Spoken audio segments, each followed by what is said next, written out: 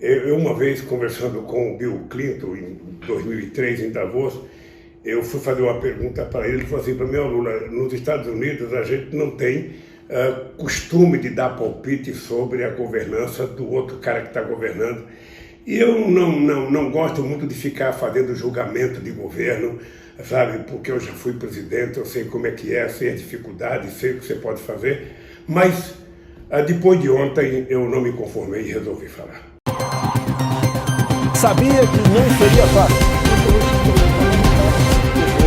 Atrás da reparação desse dano. Porque ontem eu imaginava que um presidente da República e seu staff, portanto o seu ministério, fossem fazer uma entrevista coletiva para bem orientar o povo brasileiro de como melhor se comportar para combater o coronavírus e como o governo iria fazer para minimizar possível sofrimento da sociedade brasileira. Olha, aí o que eu vi foi o governo fazer um show de narcisismo. Ou seja, na verdade, o governo não estava preocupado em orientar a população, não estava preocupado em orientar o povo, ele estava preocupado em se desfazer da imagem negativa que ele se permitiu criar de tanta bobagem que falaram durante essa última semana. Anunciaria algumas medidas aqui, depois cada ministro usará a palavra rapidamente, para mostrar a todos a preocupação do governo, o seu sentimento humanitário para atenuar essa pequena parcela entre os infectados, que poderão ter problemas mais graves pela sua idade ou por sua questão sanitária não muito boa nesse momento.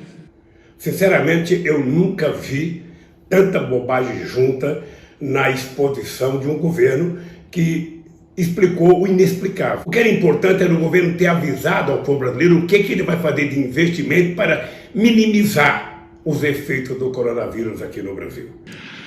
Por parte da economia, o governo já vinha estudando e hoje publicou em Diário Oficial da União Extra o estado de calamidade pública. A intenção, garantia da saúde e emprego para a população brasileira.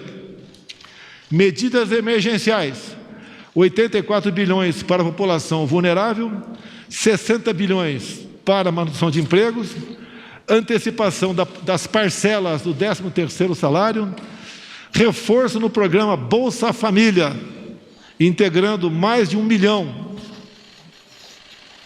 dentro do sistema, diferimento, ou seja, atraso para o prazo de recolhimento do Fundo de Garantia, o que equivale ao governo arrecadar menos 30 bilhões de reais, diferimento também, atraso por parte da União do Simples Nacional por 3 meses, redução para zero das alíquotas dos produtos médicos, desoneração temporária de IPI para produtos de combate ao Covid-19, medidas de apoio, fase final de estudo por parte do Ministério da Economia, no tocante aos trabalhadores autônomos. O Banco do Brasil, 24 bilhões para a linha de crédito pessoal e 48 bilhões para a linha de crédito de empresas. Infraestrutura, ações emergenciais na aviação civil.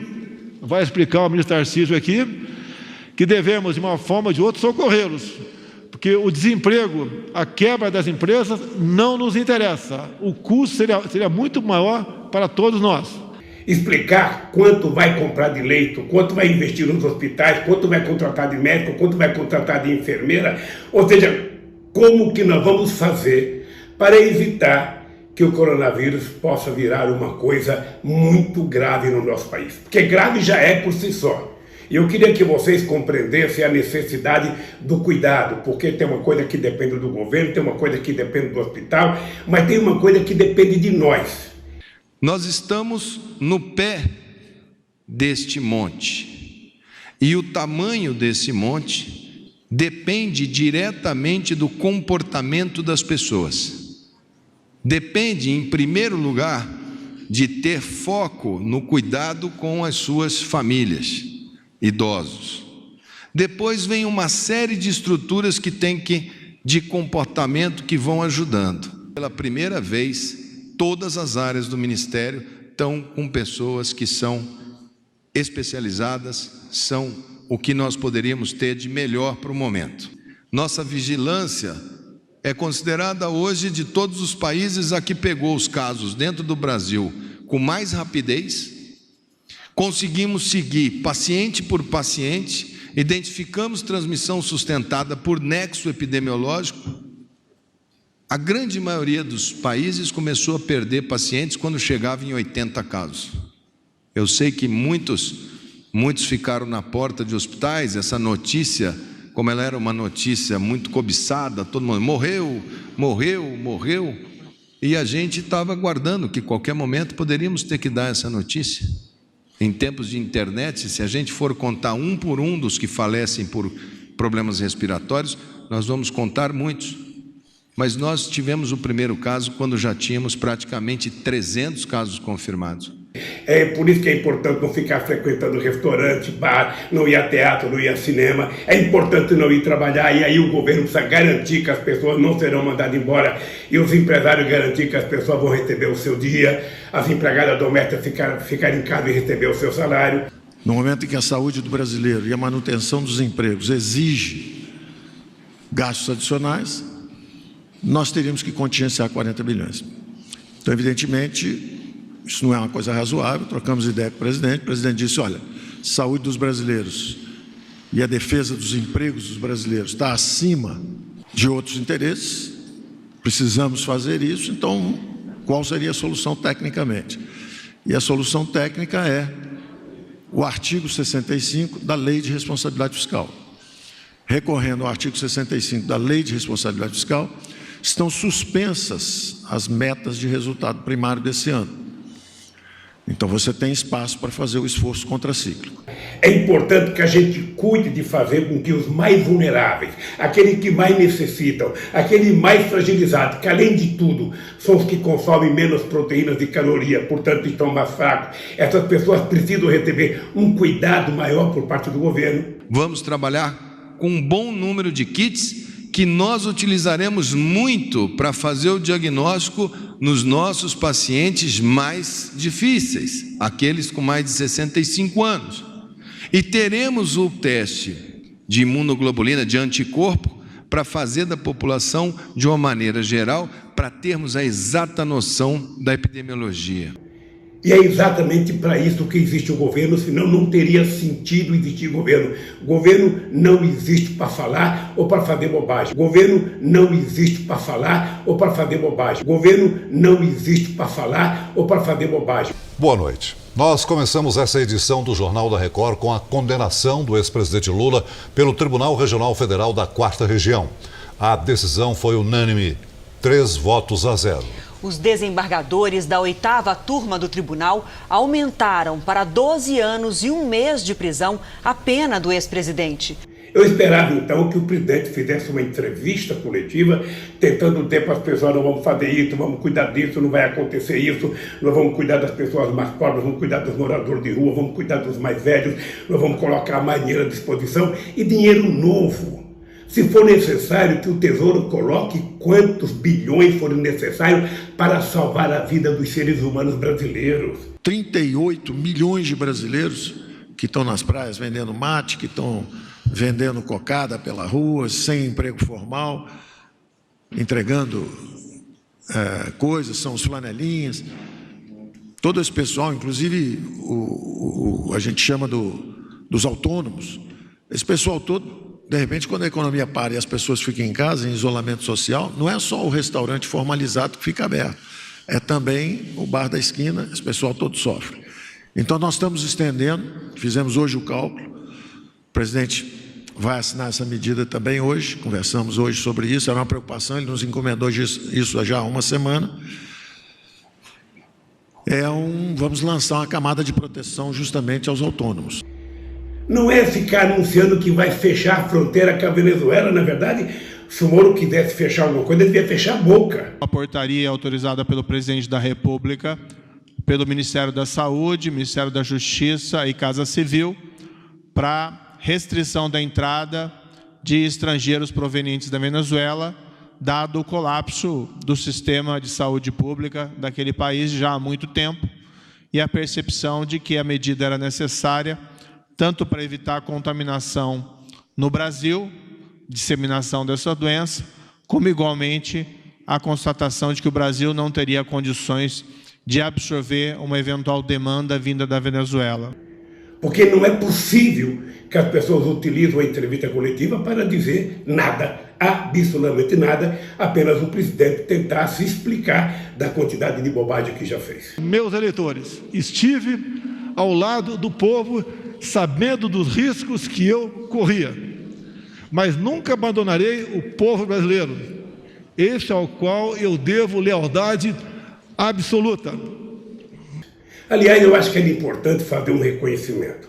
Se tem alguma coisa que nesses últimos dias tem funcionado perfeitamente bem do ponto de vista da qualidade da informação, é a imprensa brasileira. Nesse momento, por exemplo, a gente vê todo mundo com máscara. Eu queria entender por que essa imagem agora, que posso estar enganada, mas me parece que difere das orientações que o Ministério da Saúde tem dado. Me perdoa a pergunta, mas é a dúvida que temos. Porque estamos usando máscaras agora. Além do general Heleno, que teve contato com alguns daqui, também tivemos positivo agora o teste do ministro das Minas e Energia, o Almirante Bento. Então, obviamente, o cuidado nosso tem que ser redobrado.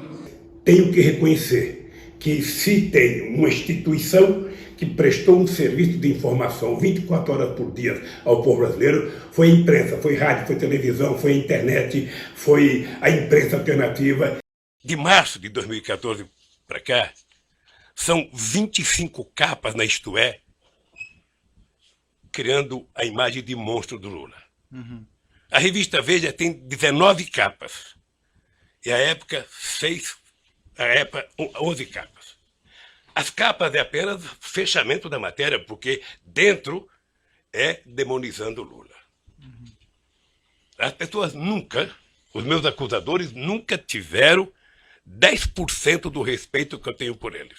Quando o senhor fala acusadores, o senhor fala imprensa ou o senhor fala... Eu falo os vazamentos que saem para a imprensa.